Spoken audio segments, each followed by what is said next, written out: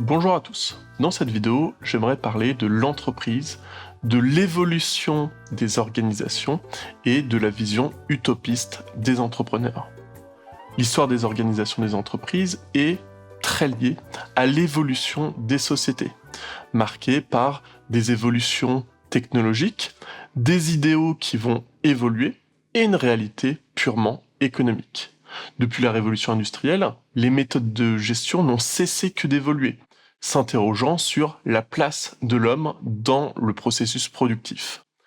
Au travers de cette vidéo, je souhaite vous évoquer un certain nombre d'évolutions, de transformations, de modèles d'organisation qui ont été visionnaires et qui ont ponctué l'histoire moderne. Nous allons débuter notre histoire avec la révolution industrielle, qui est le moment à partir duquel les entreprises telles que nous les connaissons aujourd'hui vont émerger.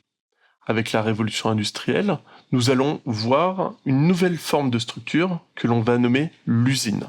L'usine va être le résultat de la logique industrielle qui s'oppose à l'artisanat. L'industrie, l'usine est le lieu de production de masse. Les entrepreneurs, avec une législation très libérale, peuvent contrôler les conditions de travail des ouvriers de façon rigide. Le management devient une science avec une organisation qui doit s'effectuer à grande échelle. On se focalise sur l'efficacité, sur la productivité, souvent au détriment des individus. Les ouvriers n'ont peu ou pas de jours de repos. Ils peuvent travailler entre 10, 12, voire 14 heures par jour.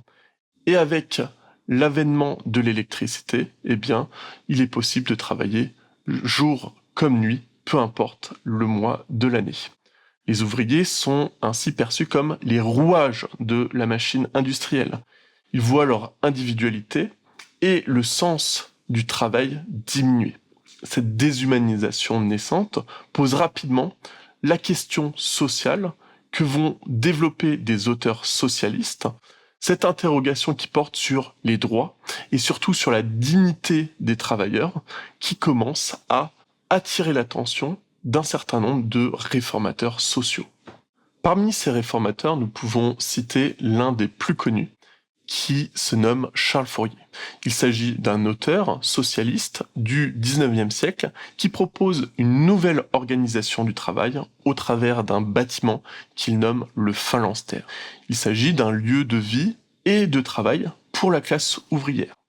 Le phalanstère vise à abolir l'ennui de la spécialisation des ouvriers et propose une organisation collective du travail, une diversification des tâches pour créer un cadre de vie où la coopération devient le maître mot pour les ouvriers.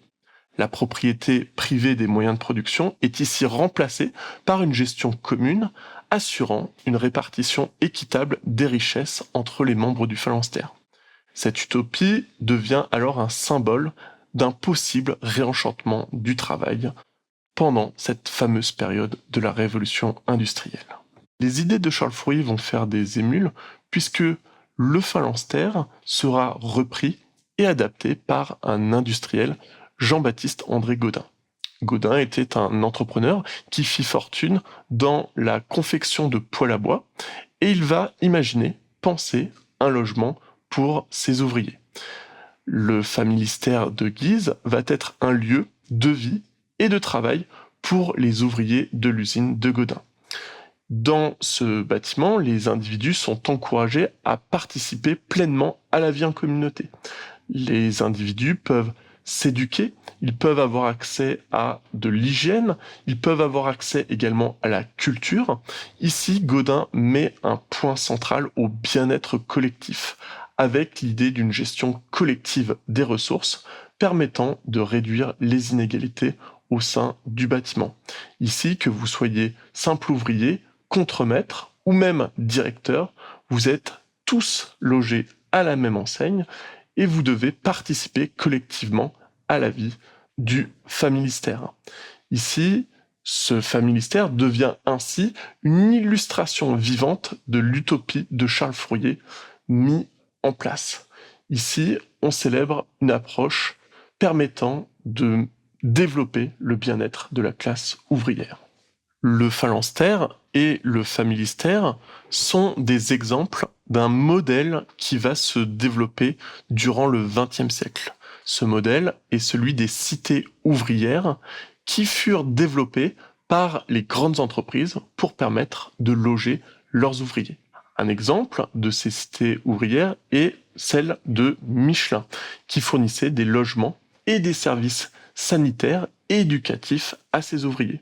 Cette approche avait pour but d'améliorer sensiblement les conditions de travail des ouvriers, tout en créant une dépendance de ces derniers avec l'entreprise, ce qui incarne une forme subtile de contrôle social et de méthode paternaliste de management.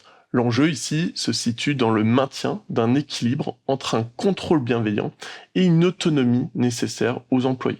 Ce cadre, bien que bénéfique à court terme, s'avère finalement vulnérable lorsque les entreprises se trouvent en situation de crise et qui peuvent menacer l'existence même des infrastructures desquelles dépendent les ouvriers.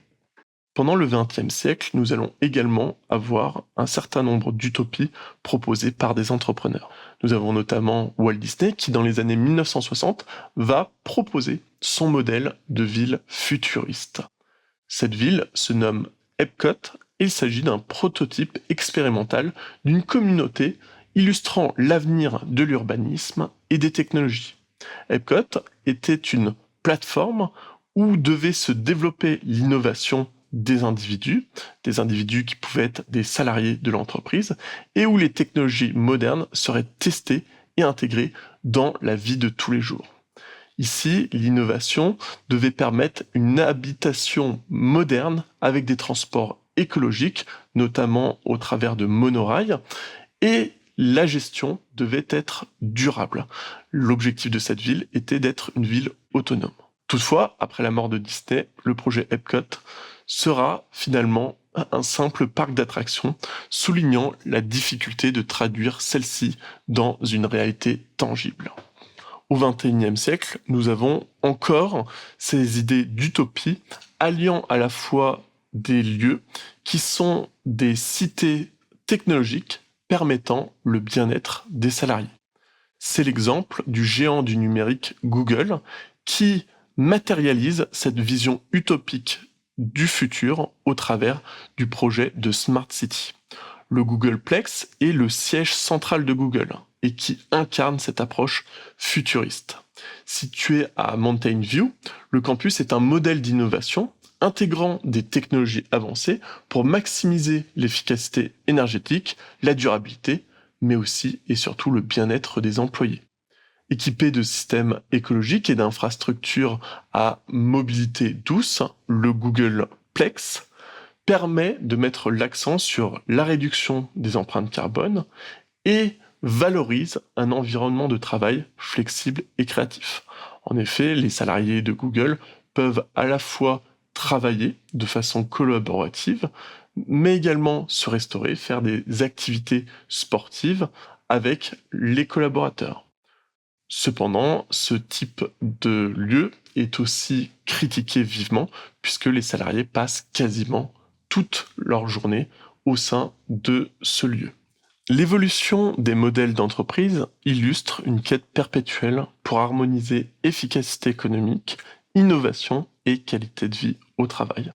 Des phalanstères de Fourier aux Smart City de Google, chaque tentative d'utopie institutionnelle révèle à la fois des promesses, mais également des contraintes face à l'innovation, et notamment l'innovation sociale. Avec l'émergence du télétravail et des bureaux virtuels, accélérés ces dernières années par notamment la pandémie de Covid, cette dynamique se trouve à nouveau réinventée. En questionnant les fondements même du lieu de travail, ce tournant moderne pose de nouvelles interrogations sur la gestion des équipes, la cohésion, la culture organisationnelle à distance et l'articulation entre vie privée et vie professionnelle des salariés. Ainsi, les futures organisations du travail vont devoir naviguer entre la flexibilité organisationnelle et la cohérence collective, entre d'une part le bien-être des salariés et l'efficacité économique. La gestion des entreprises de demain nécessitera des solutions adaptées, capables de répondre aux besoins changeants de notre société, tout en respectant les aspirations et les volontés d'épanouissement individuel. La danse entre utopie et réalité continue, invitant chacun à imaginer de nouvelles façons de construire un modèle de travail juste et équitable.